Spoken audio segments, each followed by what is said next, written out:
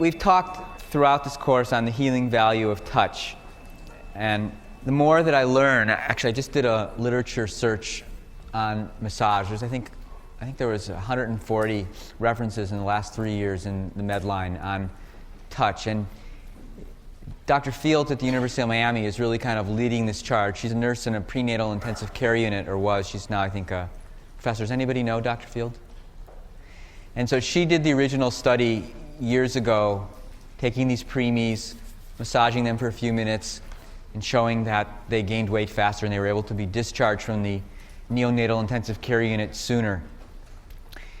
Subsequently, she's done more studies in a whole range of conditions. So babies who are coming from cocaine-addicted moms do much better if they're massaged regularly in the first few days after birth. Babies coming from moms who have HIV infection seem to do much better than others. There's really a tremendous amount of literature now on the healing value of massage. You can show changes in immune function within just a few minutes, increases in natural killer cell activity, changes in the ratio of the T cell subsets. You can show that if you take people who are in a high-stress job, like air traffic controllers, where their blood pressure is high and their stress hormones are high, and you give them 15-minute breaks where you just have someone gently massaging their shoulders, their blood pressure comes down, their stress hormones come down, and their performance substantially is enhanced for the rest of the day because they're not functioning from that state of fight or flight all the time. So it's really good to be touched and to touch other people. This researcher, I think he was an anthropologist, wanted to see how often people touched each other. And so he sat around, it was a great job, I wish I could get a grant like this, sat around in cafes around the world watching, and in Latin America, people touched each other a lot. In fact, they don't stop touching each other. You can walk down the streets of Bogota or any place in Venezuela, and women will be walking arm in arm with women, men will be walking. It's just that constant touching is considered part of the culture. In the United States, it turns out that people only really touch each other twice. They shake hands usually when they meet, then they don't touch at all during the time that they're together, and then they may shake hands again when they leave. If you go to England, it turns out people never touch each other, which is why the population in Great Britain seems to be steadily falling. We have all this ambivalence about touch because we're concerned about touch leading to sexuality. But if we really touched people as if they were our family members, our children, our brothers, our sisters, it would really do a lot to create that connectedness. When people are really in that state of vata aggravation, it's as if you forget you have a body. Your mind is just taking over everything. And so that grounding effect of a massage is really a great way to put things back into perspective. So it certainly pacifies vata, it improves circulation. You can see when you're feeling kind of drowsy, it may actually put you to sleep for a few minutes, but it's almost like a very deep meditation, and you'll come out of it feeling very refreshed. It loosens toxins, and we'll talk about the whole panchakarma process later today. It softens the skin, improves digestion, and increasingly now there's really good data to show that it has lasting benefits on our immune system. Now, of course, in Ayurveda, we've classified everything in terms of Vata, Pitta, Kapha, including the oils that you can use for massage. In general, if you're a Vata type, the massage should be fairly gentle, and the oil that you want to use should be warm and rich. So the best massage oil for people with Vata is sesame. Sesame is probably the best for everybody, but sesame is a little bit heating. So people who have a Pitta constitution sometimes get a little bit overheated by the sesame, which is expressed as some irritation on the skin. But Vatas generally do very well with sesame oil. Almond is a second excellent oil for Vatas. Pittas do better with a cooling oil, and the ones that are said to be cooling in Ayurveda are coconut, olive, and sunflower. So if you're a strong Pitta, you can do a massage using what's considered to be a cooling oil. Kaphas in general, you're a little concerned about adding all that oil because they're already kapha, and oil is unctuous and heavy. But Kaphas do best with either heating oils or lighter oils. So the heating oils are, again, our sesame mustard seed oil is actually a good oil for people who are kapha types, or the very light oils like safflower is said to be a lighter oil. Kaphas also do well with the dry massage, which stimulates the circulation but doesn't add that amount of oil. And then you can use aromas to add that additional level of sensory stimulation. Vatas, again, do best with aromas that are calming, warm, heavier. The most pacifying Vata aroma is probably vanilla. It just has that warm, sweet heaviness to it.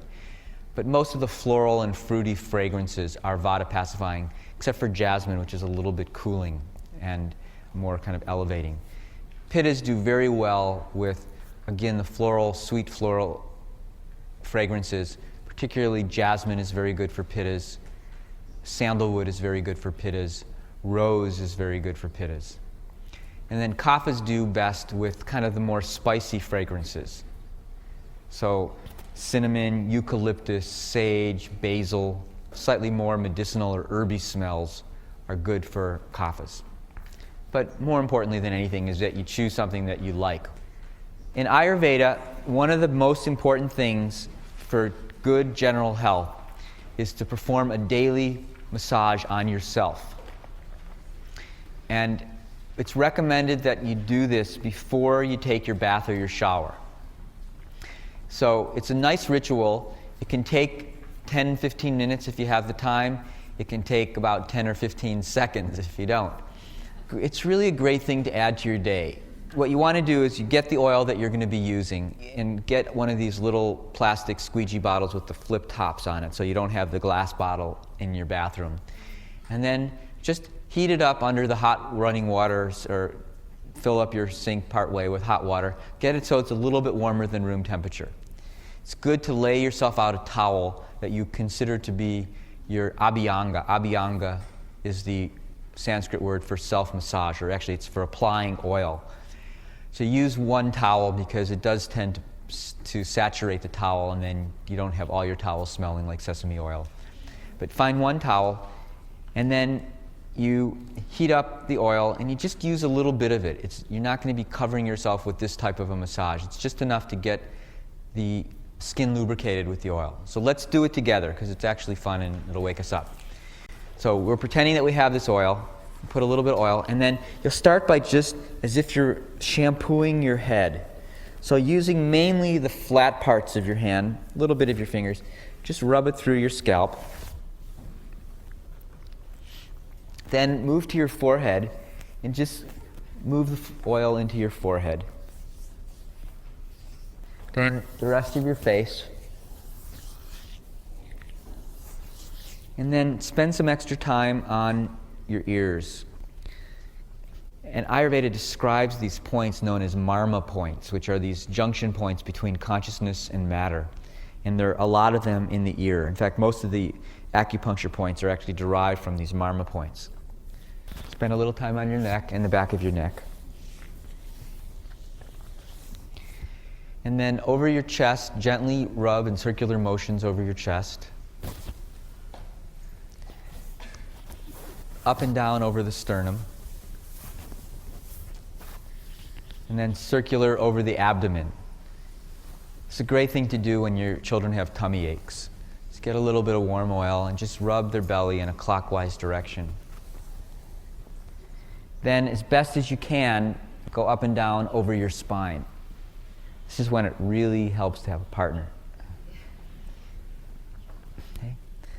Then, over the limbs, you want to make circular motions over the joints, and then back and forth motions over the long bones. Circular over the elbow, back and forth over the forearm, circular over the wrist, and then spend some time on your hands, going through your palms and your fingers. Okay. And then same thing with your other side, circular over the shoulder, back and forth over the upper arm, circular over the elbow, back and forth over the forearm, circular over the wrist, and then spend some time on your palms, your fingers. And then the same thing with your leg. So it's circular over the hips, back and forth over the upper leg, circular over the knee, back and forth over the lower leg, circular over the ankle. And then I would encourage you to take off your shoes and spend a little time on your feet. Now, the recommended procedure for the sole of the foot is this kind of back and forth motion. So it's back and forth motion. And then spend extra time on the toes and between the toes. Okay? And then the same thing on the other side. Circular over the hip, back and forth over the leg, circular over the knee, back and forth over the foreleg, circular over the ankle, and spend some time on the soles of your foot and your toes. Even moving fairly slowly, it takes less than 5 minutes. If you can leave the oil on, it's the best because it'll absorb quickly into the skin, provides a protective layer, it pacifies vata. So then when you take your shower, use some light soap, like a glycerin soap, like a Neutrogena or some other type of mild soap, and then enjoy your day. Now, if you don't even have time for that, then because the head and the feet are the most important in terms of pacifying the vata, then it's recommended that you at least do the scalp massage, ears, face, and your feet. So you can really do that in 1 minute. So there's no excuse to not do a daily oil massage. I really would encourage you to do it today or tomorrow morning before you take your shower. Just try it once with full oil and just see how you feel. It really makes a difference. It's great to do as a family on a Sunday morning where everyone does a massage together, and it's a great ritual that really will start your day off great. Now, if you have trouble sleeping, you can do this before bed.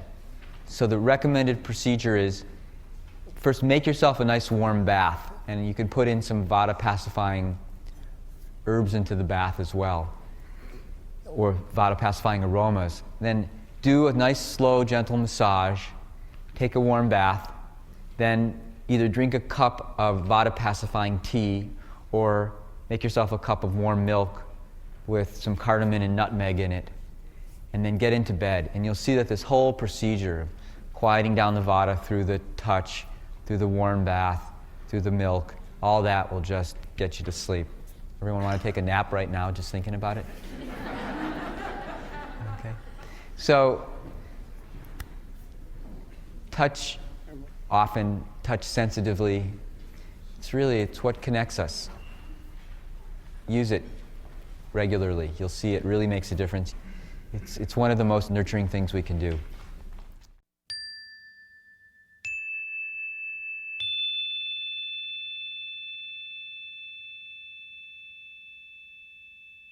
This last session, I thought we'll look at the next frontier as far as the evolution of consciousness-based medicine is concerned, and look at what's beyond that frontier as well. So in this session, I intend to talk about two specific things. The first is human aging, biological aging, as we are beginning to understand it, and then I also want to talk about what happens as we begin to unfold the full potential of consciousness, and is there a map for looking at that? So I want to discuss both those things, and they're in a sense interrelated. Human aging, unlike the aging of other animals, is not a fixed thing. The aging of animals is very predictable. And there are all kinds of theories about what results, why does a tortoise live 180 years and aardvark 23 years and frog 16 years. But none of these theories really are fully satisfying, because the fact still remains that the aging of animals is very fixed. And in humans, the aging response is extremely fluid. Human aging accelerates for sure when you're under stress. Human aging accelerates when somebody has a prolonged period of grief or bereavement. There are instances of people biologically aging in a very short time. Human aging is known to slow down if you're in love, for example.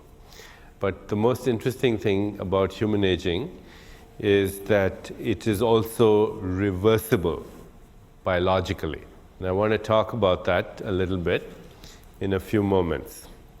If you look at the history of how humans have aged in our civilization, they've come across some very interesting statistics. In the Roman Empire, the average age of a human being was 28 years.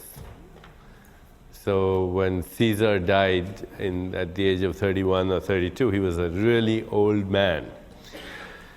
In the early part of this century, the average age in the United States was 49 years. And when the founding fathers of this country wrote the Constitution, they were old people in their mid-30s. And today, the average age in the United States, in Japan, in Western Europe, and also the developing nations of the world, the average age is about close to 80, a little longer for women than for men. What is even more remarkable is that the number of people growing older and at the same time maintaining biological youth is increasing.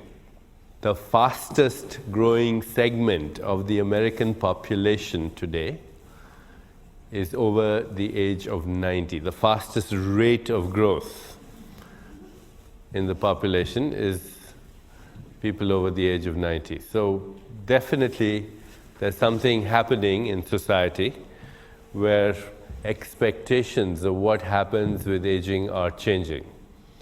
And that's really a very important thing to know. Expectations influence outcome. So the first studies on human biological age were done by a physician from the Massachusetts General Hospital, a physician called Alexander Leaf. He was a professor of medicine at Harvard Medical School. And towards the end of his career, he actually decided to go all over the world to look at how people aged in different parts of the world. And he found that there were certain parts of the world where there were people who were living to extraordinarily old ages. So amongst these were the state of Georgia in Russia, in the Soviet Union at that time, where he found a lot of centenarians. He discovered a lot of people in the age group of 105 to 115. And he was very puzzled by this group of people in Abkhazia and in Georgia, because a lot of them were actually smokers at the age of 104, 105.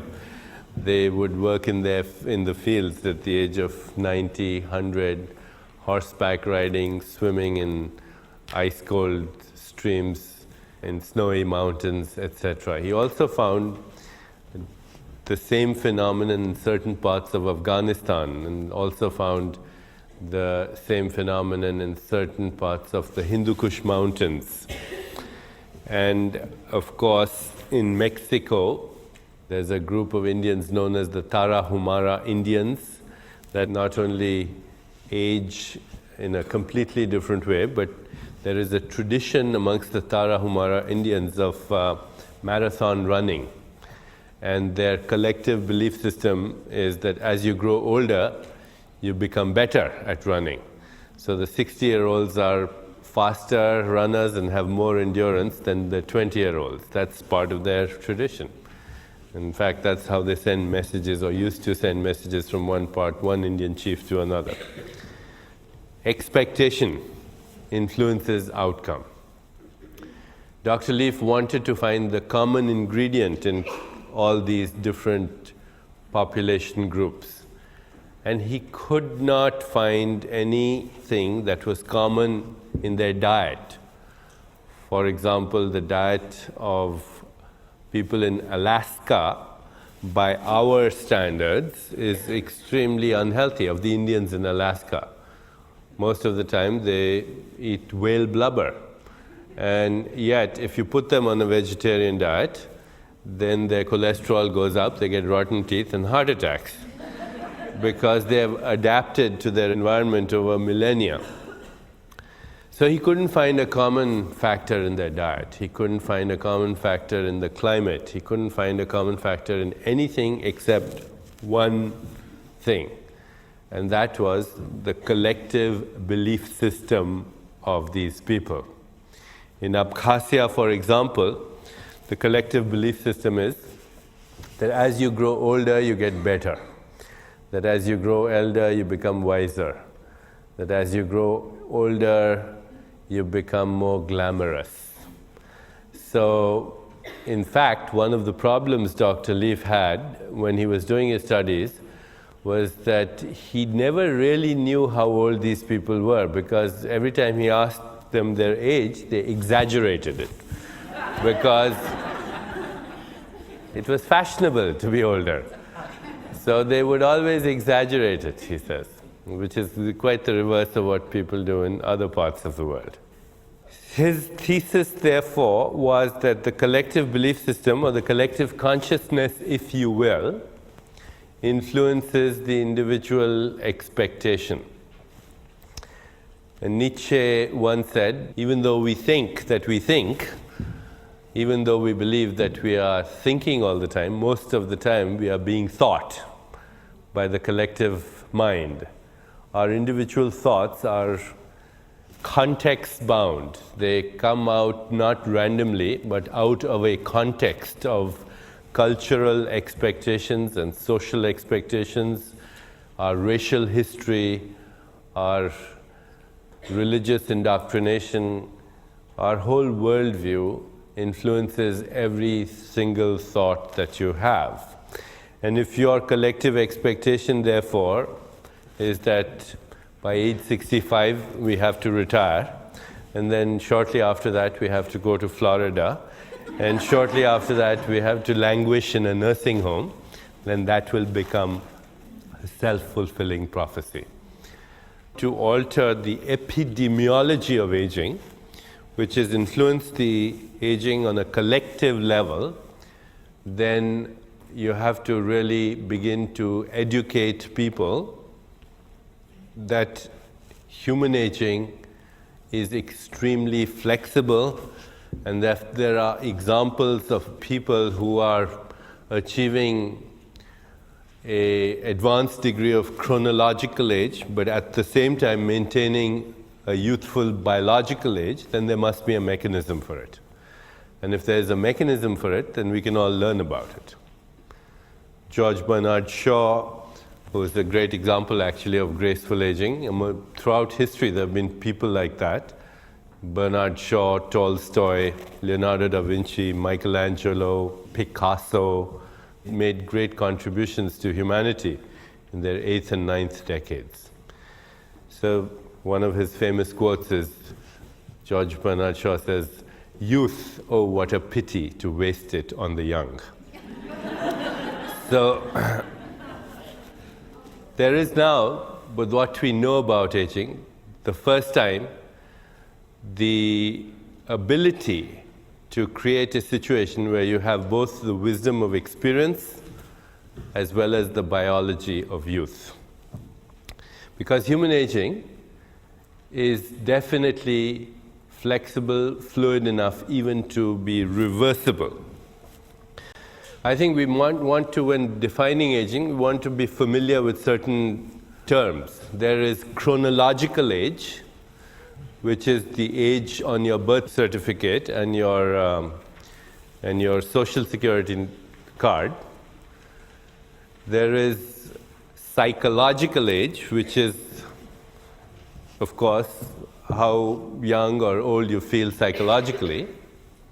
There are ways to measure that. There is biological age, which is if somebody had no idea about how old you were, but they were to do certain tests, what would they say, how old you are? Because you can be emotionally and spiritually and physically burnt out, and you can be chronologically 25, but you can have a biological age of an old man. On the other hand, you can be chronologically 60 or 70, and you can have the biological age of a 25-year-old.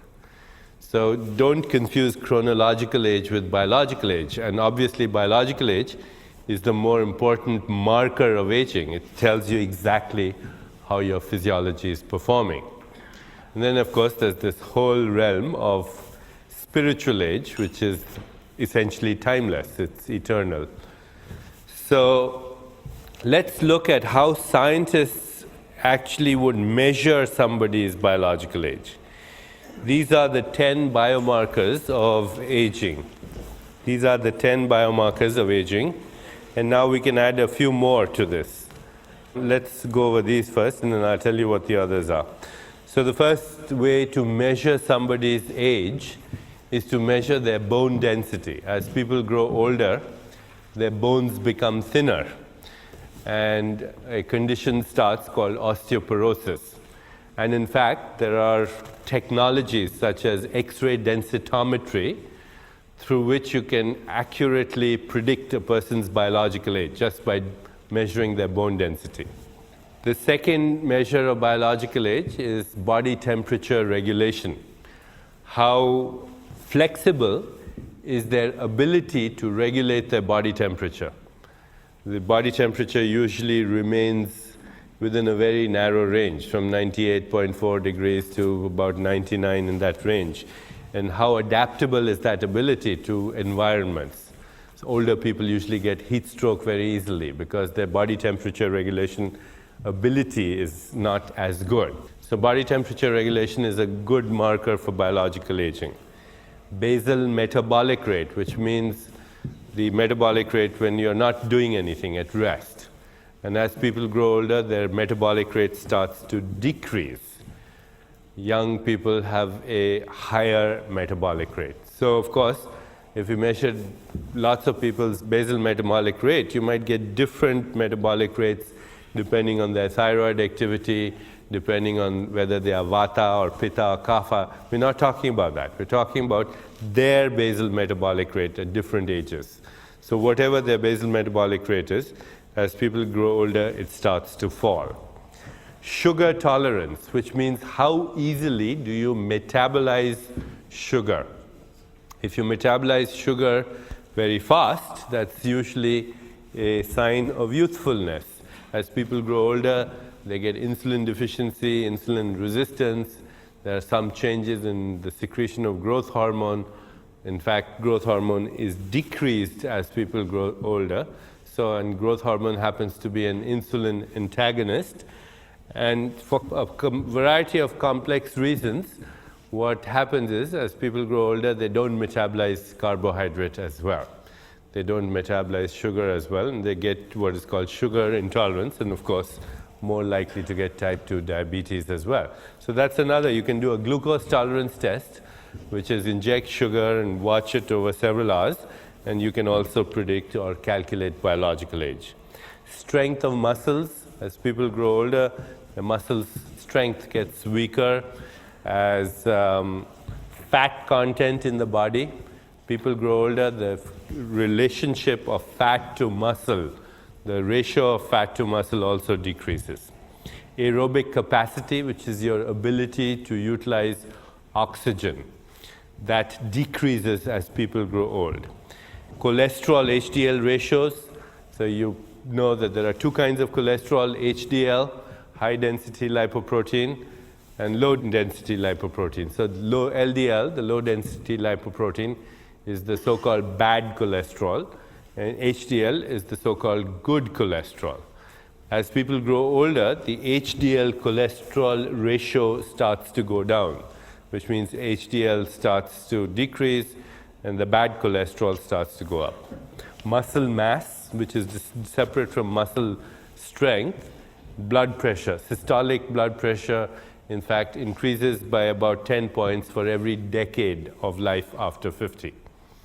So these are very standard, well-known biomarkers of the aging process.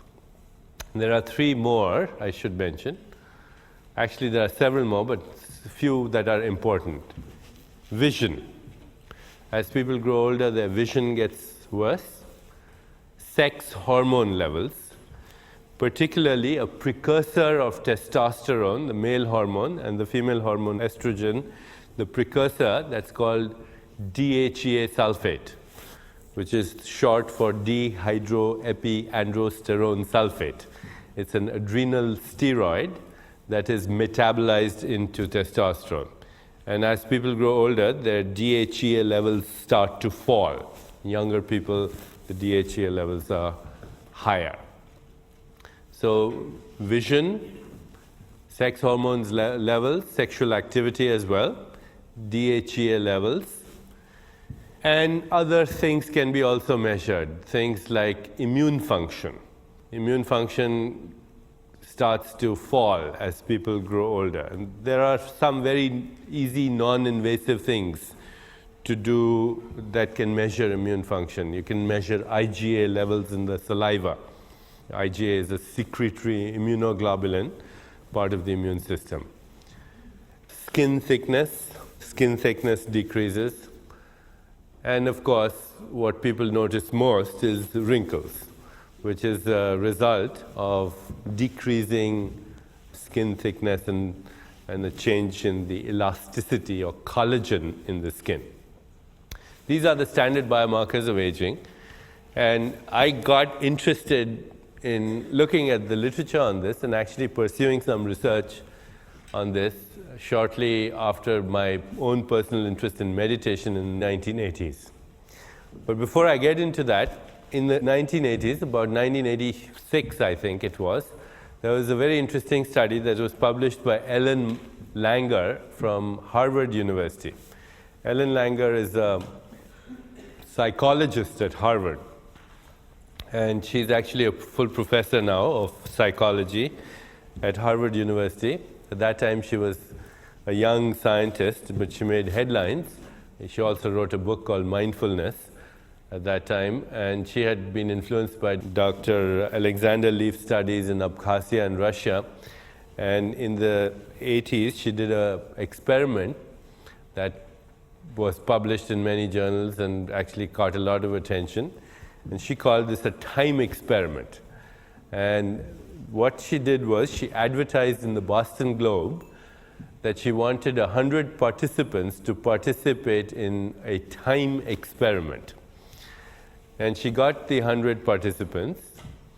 They were all over the age of 80. Every single volunteer was over the age of 80. She put them in a bus and she took them to a monastery about 25 miles outside of Boston.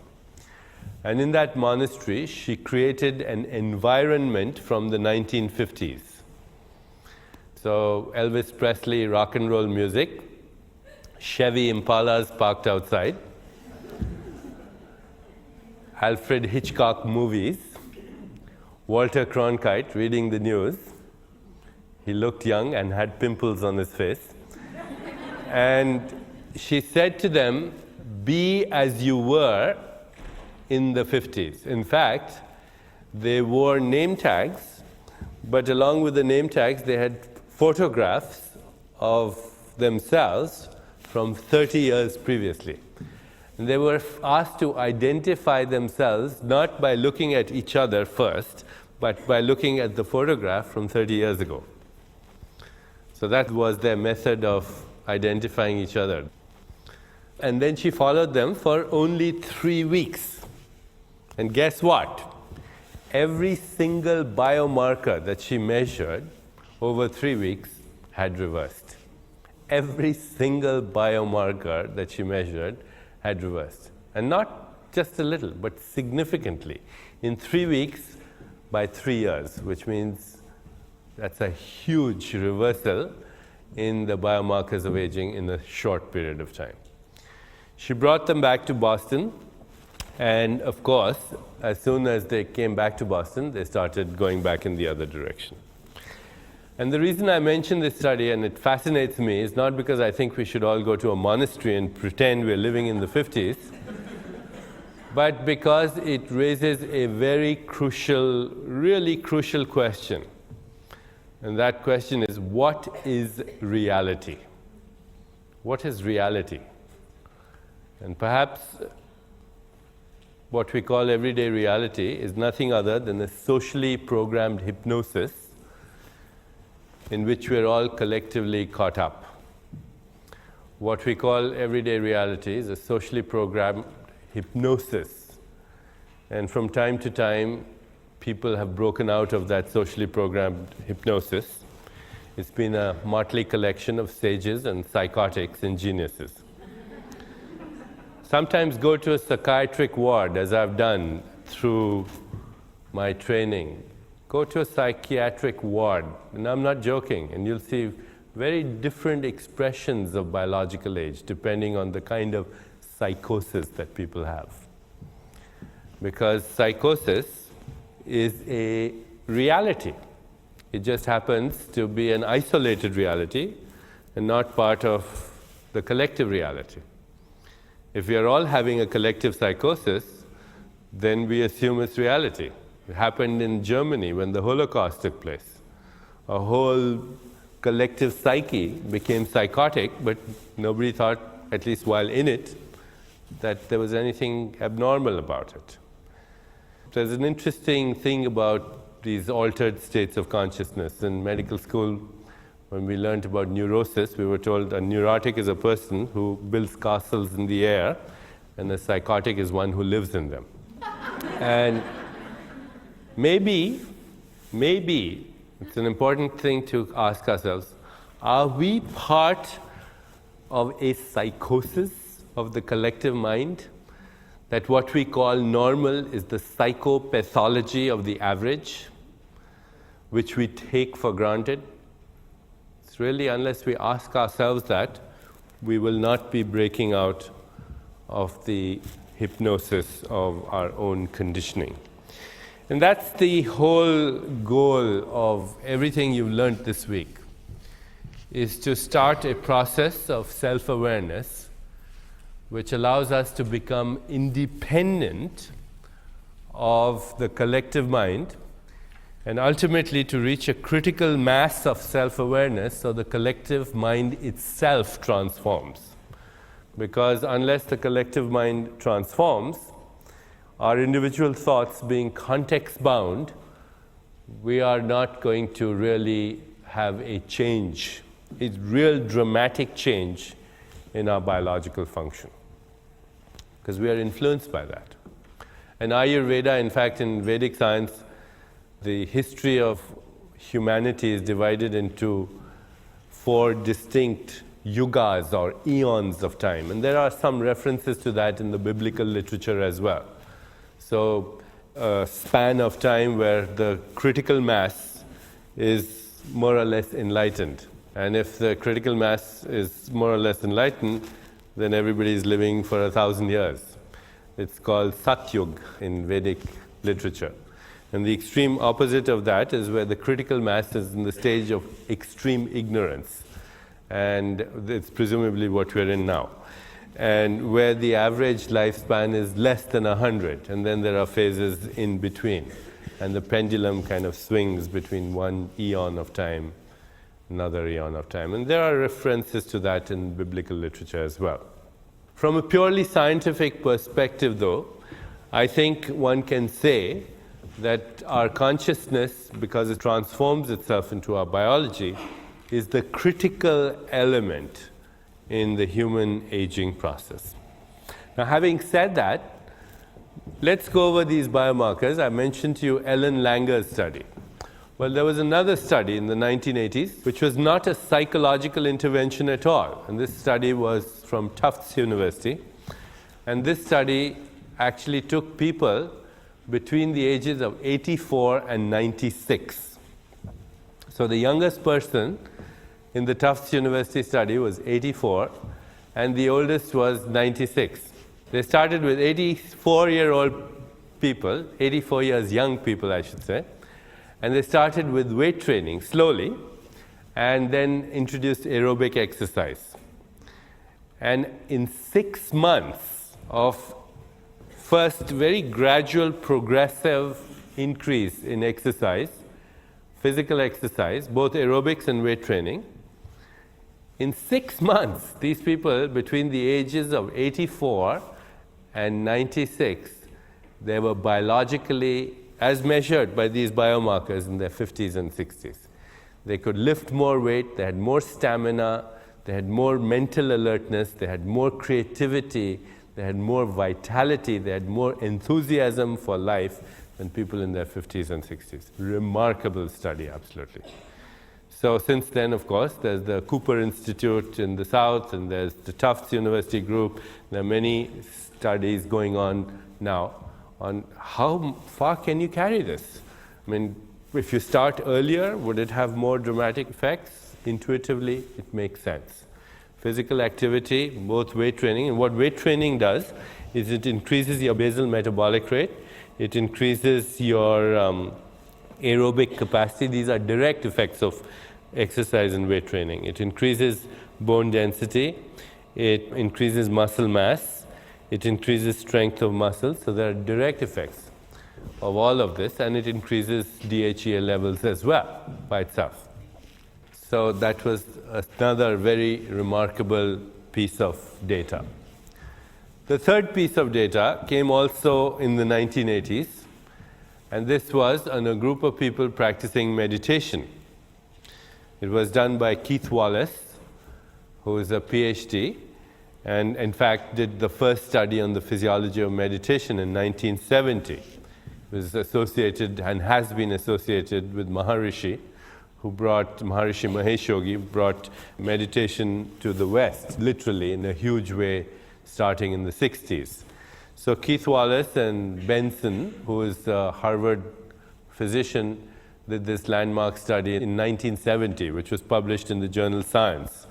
And it was on the physiology of meditation, and where he described meditation as a state of restful alertness or restful awareness. But subsequently, they did a study where they took meditators, people who'd been practicing meditation twice a day regularly for 5 years, and compared them with people in the control population who were not meditating. And at 5 years, the difference in biological age in the same chronological group was 12 years. So people who had been meditating regularly for 5 years had a biological age 12 years younger than their chronological age. You say, how is that possible? Well, that is possible because of all the metabolic effects of the meditative process, and particularly the metabolic effects on hormones like adrenaline and cortisol, and prolactin, growth hormone. All these hormones are influenced by meditation. In the mid-80s, I got involved in a study with Dr. Glazer, who used to be a colleague of mine. And what we did, we started measuring DHEA levels in people who regularly practice meditation. DHEA is the adrenal steroid. That's the precursor of the male and female hormones. And we followed people for 5 years, regular meditation. We found that with every year there was an incremental increase in DHEA in the people who were meditating, and there was a corresponding decrease in people who were not. So meditation directly affects DHEA levels in your body. DHEA being an anti-aging hormone. There are other studies that show that growth hormone and growth factors really influence how people age. So in youth, when we are children, we have huge spurts of growth hormone. It's the hormone that's responsible for growth.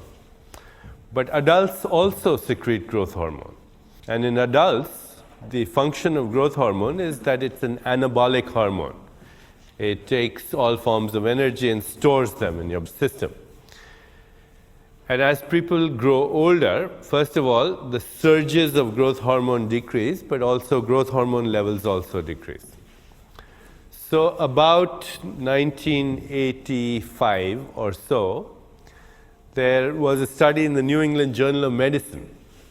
And this study was about people all in their 80s who were actually given growth hormone injections, human growth hormone, which is now easily available and can be synthesized through biotechnology. So these people were all given growth hormone injections for a period of about 6 months. And the New England Journal of Medicine was a leading article on the biological reversibility of the human aging process with the administration of growth hormone. And lots of things were measured, including, in this case, wrinkles. So you have these pictures of people who are in the 80s, and then you look at them and they look like they're 40 or 50, and they keep getting the growth hormone injection and their face keeps changing. And so this became a very controversial study because obviously people wanted to start using growth hormone, and the FDA had its own precautions about this because not much was known. And surely, as these people continued to receive growth hormone, they developed other problems. Acromegaly, which is an endocrine problem, they developed diabetes, they developed congestive heart failure, something called cardiomyopathy, which is a condition of the heart. They even had an increased incidence of cancer. So growth hormone therapy for its anti-aging effects was discarded in the United States. But if you are from Europe, then I can tell you that there are clinics today in Switzerland and in parts of France where people still go for growth hormone rejuvenative therapy, and it's given under controlled conditions. What's my opinion about that? I think it's highly dangerous. You can probably never predict what's going to happen if you give an excessive amount of growth hormone, and it's going to probably create monsters in the future if it is continued. But because of this data, we also got interested, and my colleagues and some of us who are interested in this started measuring growth factors and growth hormone after massage. And of course, growth hormone goes up very dramatically after a massage, in adults as well as in children. In children, of course, also it grows up. If you massage a baby every day, it'll grow twice as fast, given the same diet in the early formative years. Same diet, because of the secretion of growth factors and growth hormone.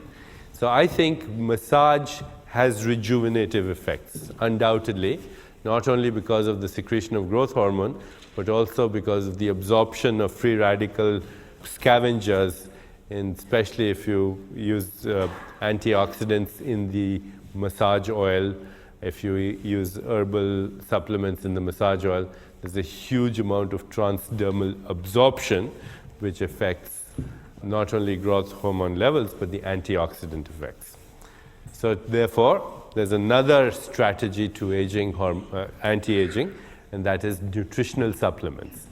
What are the nutritional supplements that definitely alter biological markers of aging? Antioxidants. The research is on antioxidants. So vitamin C, A, E are antioxidants. And they definitely affect the biomarkers of aging.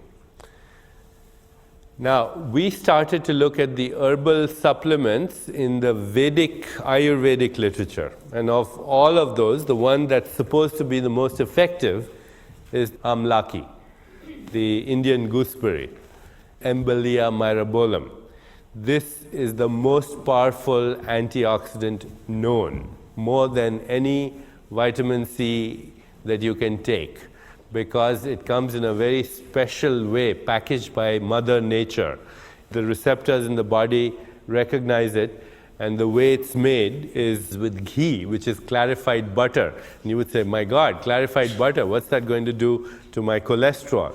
Well, first of all, there's very little of it. Secondly, it turns out that our receptors that bind to these antioxidants in the body are lipid receptors, which means they're made of little molecules of fat. So actually, the clarified butter, which is used to prepare this biochavan, it helps the absorption of this nutrient.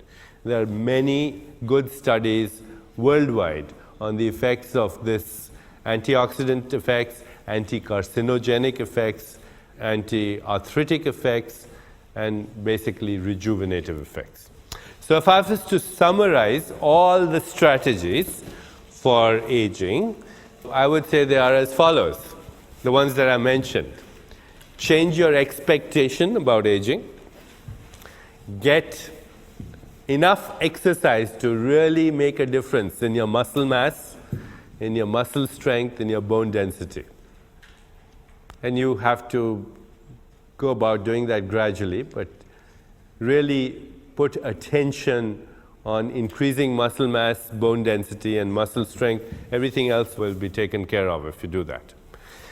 Third, meditate every day, regularly, consistently. Once a day is not good enough. It's like, taking one aspirin, it doesn't get rid of the headache. You have to take 2. And you don't need to take 3, you might get an ulcer. So you don't need to meditate more than twice a day also. You don't want to feel like a zombie. Just the right dose. And fourth, take nutritional supplements, either herbal or other antioxidants. Now, recently there's a whole body of literature on DHEA as a supplement. And there's a whole body of literature that's saying that DHEA, in fact, alters biological aging. There's some literature that is emerging on melatonin.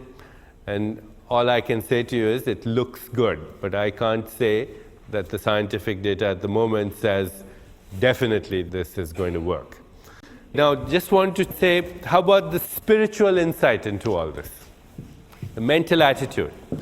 And I think the mental techniques that influence aging are here. Changing your internal reference point from ego-based to spirit-based, because time is manufactured and metabolized by the ego. The ego creates time. When ego entered our evolution, then death also entered our consciousness. Only the ego is that which dies. The spirit is the underlying ground beyond that. Present moment awareness is the state of awareness that creates the least amount of entropy in the physical body.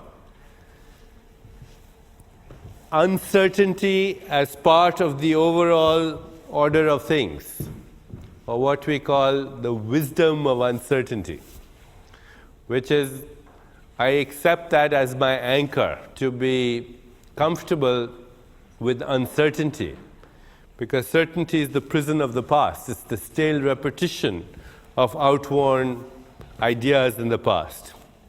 An attitude that change is the only constant and is infused with non-change, because in the midst of change, there's always the non-change of the observer. And that little exercise that we did in the midst of observation, turning back to the observer and experiencing the observer as the non-changing factor in the midst of time-bound change. The observer is the timeless factor in the midst of time-bound change. And the knowledge that entropy is a function in the universe, but it holds no threat if it is under the control of the infinite organizing power of spirit. Again, changing your reference point back to spirit all the time. So a few years ago, with all that, I came about with these ideas that I want you to go home with, which in a way capture the essence of all the Ayurvedic techniques that you've learned this week. First, listening to the body's wisdom. The body sends out only 2 signals, signal of comfort and a signal of discomfort. So all behavior should be such that it, in a sense, always creates that experience of comfort. I'm not talking now about physical intense exercise, which is a part of the routine. I'm talking about generally the behaviors that create emotional comfort more than anything else. listening to the body's emotions means listening to the wisdom of the body. Maintaining life-centered, present moment awareness. This moment is as it should be. The past is gone, the future is not here. At this moment, I'm free of both. That notion that this is the only moment, that really is. The past is an imagination, the future is also an imagination. The only reality is this moment. The experience of silence, talked about that. Relinquishing the need for approval and control. The need for approval and control are ego-based needs that are based on fear, and all motivation based on fear creates entropy. Practicing defenselessness, which means relinquishing the need to defend a point of view. It doesn't mean that you don't have a point of view, it just means you don't have the need to defend it anymore. It's part of the law of least effort. Do less and accomplish more, because 99.9% of our energy is expended in proving that we are right, in defending our need to be right. So give up being right, totally and completely. That's what defenselessness is. Now, I had the good fortune to speak on this a few years ago at Mr. Gorbachev's World Forum in San Francisco. I spent the whole evening talking about the law of least effort. At the end of the talk, Mr. Gorbachev came to me and he said, "You know, I understand this principle very well. I practiced it on Mr. Bush a few years ago." So I said, "What happened?" He said, "At the height of the Cold War, during a summit, I went to him and I said, 'George, I'm going to do something terrible to you.' And he says, Bush sort of was alarmed. He said, "What are you going to do?" He said, "I'm going to deprive you of an enemy. I'm going to deprive you of an enemy. We are going to become defenseless." And he says, "We did that, now they pay all our bills." It's the law of least effort. So, relinquishing the need for approval, practicing defenselessness. Using the mirror of relationship. The mirror of relationship, which means every relationship is a mirror. Those that we love and those that we hate are both mirrors of the self. We're attracted to those people in whom we find traits that we want in ourselves. And we are repelled by those people in whom we find traits that we deny in ourselves. So just to ask yourself this question, why am I attracted to this person? What is it they have that I want in myself? Can I keep borrowing these traits, or should I become these traits? And also, what's repelling me? What am I denying in my own self? Using the mirror of a relationship for conscious evolution allows us to shed the burden of judgment, because you can't do it otherwise consciously. Eliminating toxins from our life.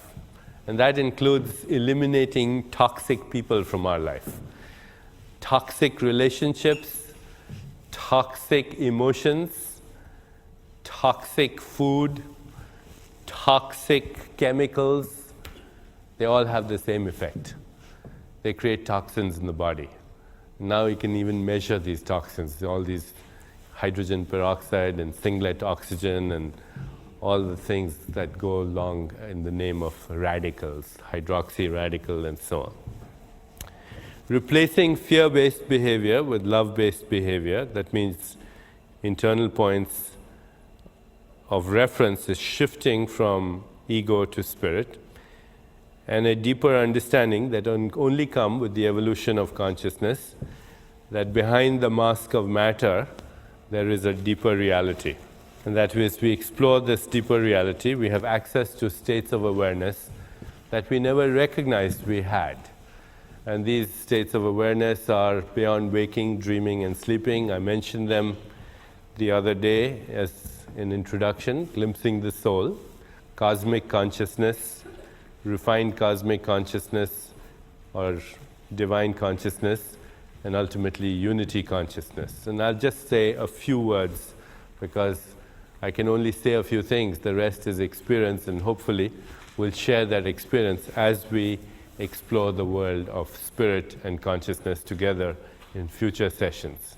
So the fourth state, beyond dreaming, waking, and sleeping, is glimpsing the soul. It's when we step into the gap. And during that experience, there is restful awareness, there's a heightened state of alertness, and there is the beginnings of the intuitive response, the non-linear, contextual, relational intelligence that orchestrates the infinite diversity of the universe. In this experience, which occurs, of course, through putting attention on the observer and through meditation, we have the first glimpse of a deeper reality.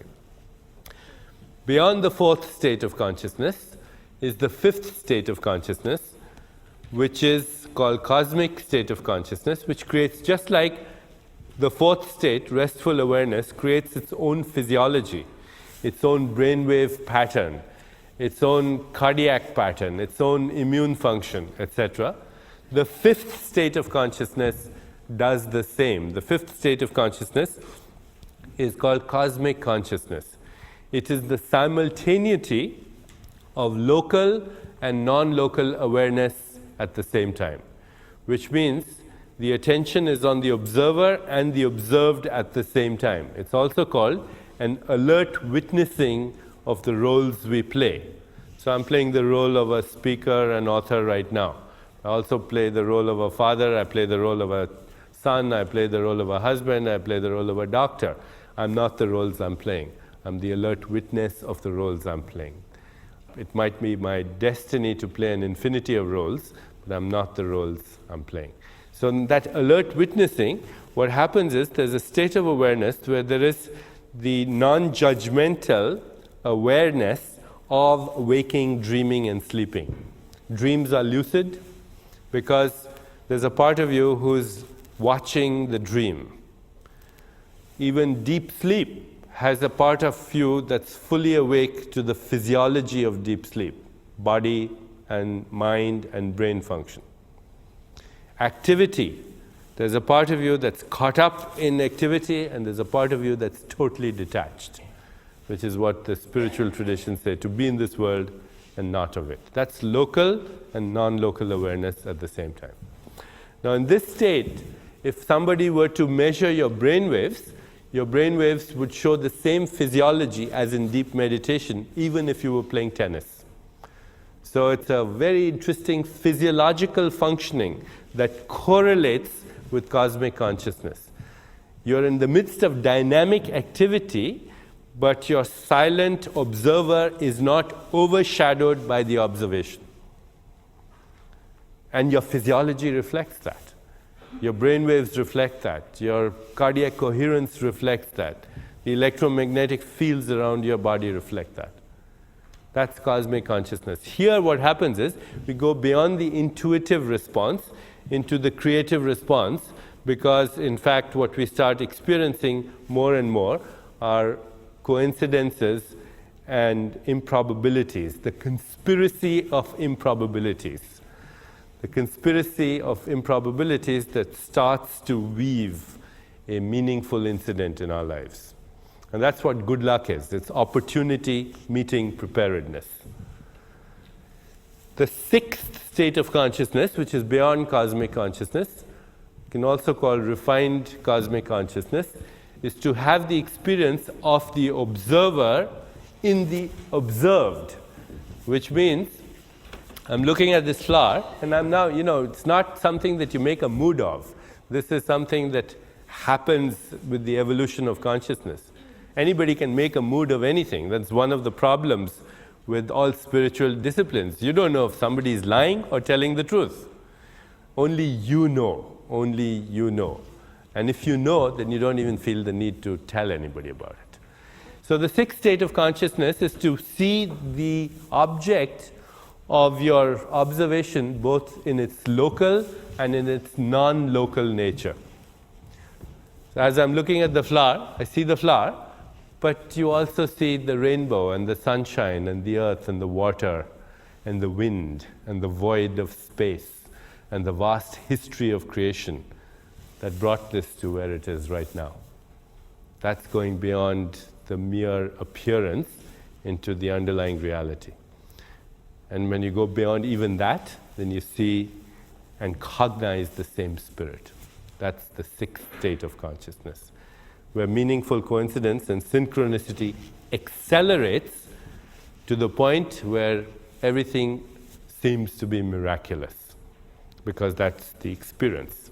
And finally, the state of consciousness, which is the merging of the spirit within with the merging of the spirit over there, where suddenly, because the ego is no longer the internal reference point, the environment begins to be experienced as your extended physical body.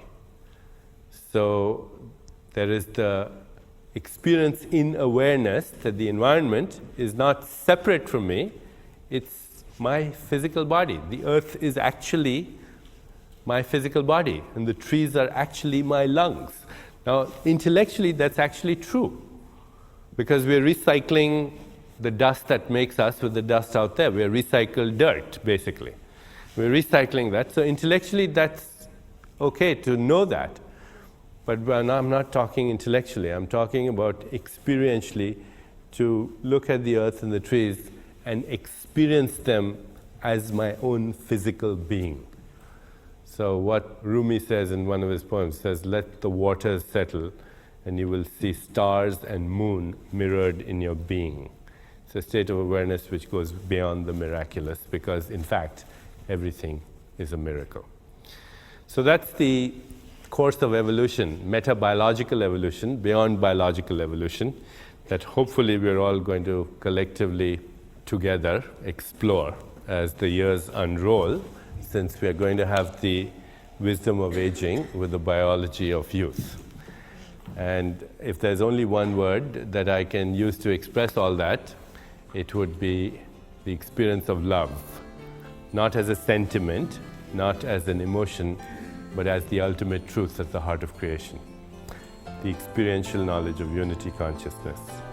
So I'd like to end this week's seminar with a quote from Rumi. He said, "The most important thing you can do is to become a passionate lover of life. And if you're a lover in life, then you'll be a lover in death, a lover in the tomb, a lover on the day of resurrection, a lover in paradise, and a lover forever." And if you're not a lover, then don't count your life as having been lived. Thank you very much for this week.